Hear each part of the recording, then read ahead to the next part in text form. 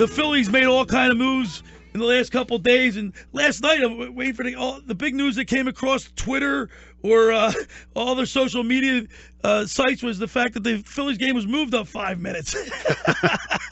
We're waiting for all kind of trade news, and of course Hellickson was scratched 20 minutes before the game. Yeah, I guess they didn't. They were still finalizing the deal. So we need to find out more about what's going on in the Philadelphia Phillies. So let's go to the Toms River Volkswagen Sports Hotline and welcome into the locker room 97.3 ESPN's.com insider Frank Klose. Frank, welcome into the locker room. Morning, gentlemen. How's it going, Frank? Today you had a late night last night. Yeah, all kinds of action going on. So let us give us a little insight on the Pat Neshek deal, Frank, because that was the first one that went down. So what are your impressions? How do you think Matt Klentak did with that trade? I think he did very, very well. The Phillies essentially acquired Pat Neshek for that day. They acquired him to trade him, and they got a pretty nice return. There's a couple ways they could have approached the deal. They might have gotten one prospect, or in this case, they took three back, all of whom have some upside. So I think the return's pretty good. You don't have anybody's big name prospect in their system, but these look like some pieces that really could develop. And as we've seen with some Phillies trades in recent years, a lot of these Class A type players that they've gotten back in these deals, they've done a nice job developing, and that's how you're starting to see them now with the Ben Lively's and the Nick Pavettas and the Zach Eflin. So a lot of those deals from a couple of years ago are starting to come to fruition, and maybe in a couple of years some of these guys will be the next round. Well, Matt Klentak's first major move, I don't think worked out so well. How do you rate that one as of now? I mean, Vince Velasquez, Tom Eshelman, and Mark Appel, the only ones left from that trade that are still with the organization. How do you think that went? Well, the name Brett Oberholzer, of course, he was just kind of filler. So right. I don't think that's a big deal that he's not around. But there's still, I think the jury's still out on that deal because Tom Eshelman is doing very, very well in AAA.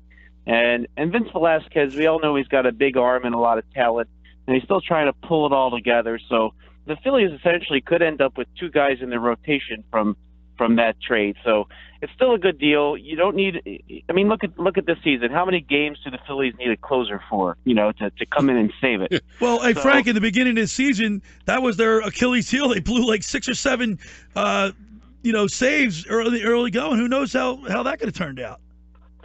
Well, the wins right now aren't so important. I mean, you don't want to say that, but, you want to win every night. Your team should be trying to win every night. But being that the Phillies are where they are, they don't expect to contend. And let's face it, right now in the thick of it, there's not a lot of games where the Phillies are going into the ninth with a 1, 2, or 3 run lead that they need to secure. So Giles would be at the end of his initial contract by the time the Phillies were good again. So I think they tried to push back some of that talent by getting multiple players in return that would help them when they're going to be good again. So and Giles is serving the Astros well, and Philly certainly didn't want to get rid of him, but the package was still pretty good. I don't think Mark Appel's going to work out, but Eshelman looks really good.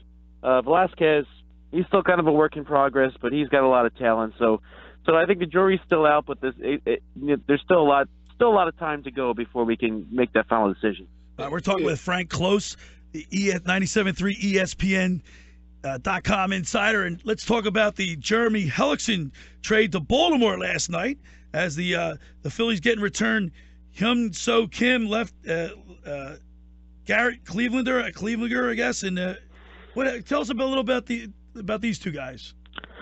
Well, I think the two most valuable parts of this transaction are not those two players you just mentioned. The first thing that was very important for the Phillies is they got Hellickson out of the way in a lot of respects. Now, I think he served them well for what they needed him for. But essentially now it's time to have one of the young starters come up and pitch in the major leagues. I think that things are going well enough that Hellickson is going to be a good fit. And I think that the Phillies are going to be able to get what they need out of him. So I think that things are going well enough that well, I think they wanted to turn it over to Ben Lively, but he left the game. He got carted off the field last night at AAA. So that's not a good thing. But not a good sign, Frank. but Jake Thompson could get some starts now. You know, he pitched well last night and got the win.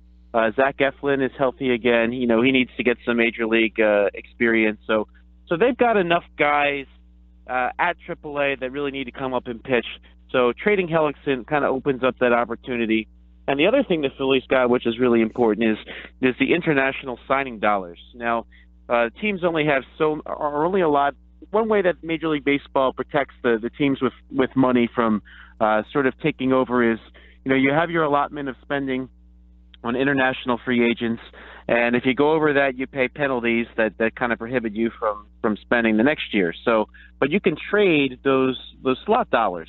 Now, I actually remarked on Twitter the day that the international free agent period opened, hey, the Orioles aren't spending any money. Well, apparently they're cheap.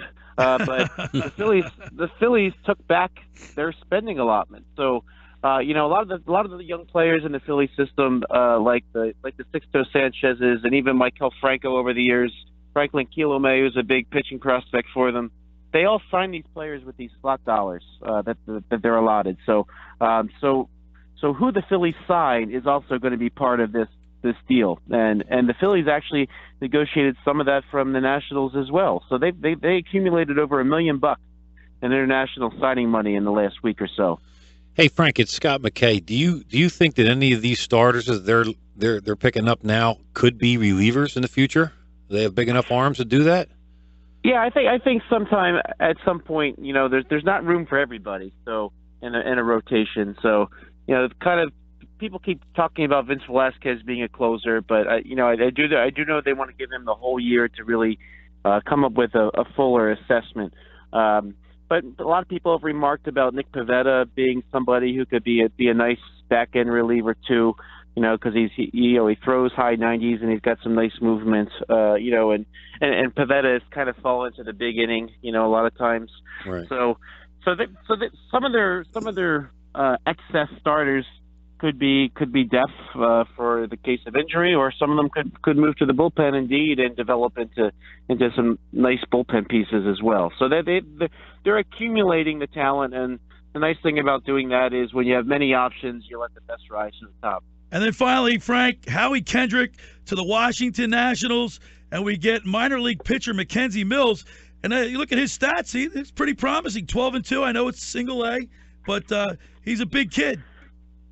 Yeah, so this is actually a really nice return. So they got some of those that international signing dollars I just mentioned as well, and they got a legit prospect here. One thing that the Phillies were kind of short on were left-handed arms. He's a left-handed arm, and you know, Howie Kendrick.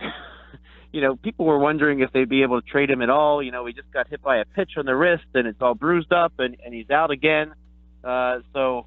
A lot of people are pretty impressed that the Phillies were able to trade an injured Howie Kendrick and get a legitimate prospect back. And one way that they did that was they said, "Hey, we'll pay off a lot of this Kendrick money." From what I understand, the Nationals are only going to pay him the prorated major league minimum, and the Phillies are going to pick up the rest of the contract. So this is an example of the Phillies using their financial strength to bring back assets, and I think they did very, very well with that deal. Overall, Frank, out of all these transactions, the three transactions, who do you think might make the most impact the soonest, the biggest impact soonest? Well, all these are kind of long-term projects, you know, in some respects. So nobody is ready to go. I think Mills is going to go to Double-A Reading, so we might see him soonest. I think actually he had just gotten promoted, I believe, before the trade.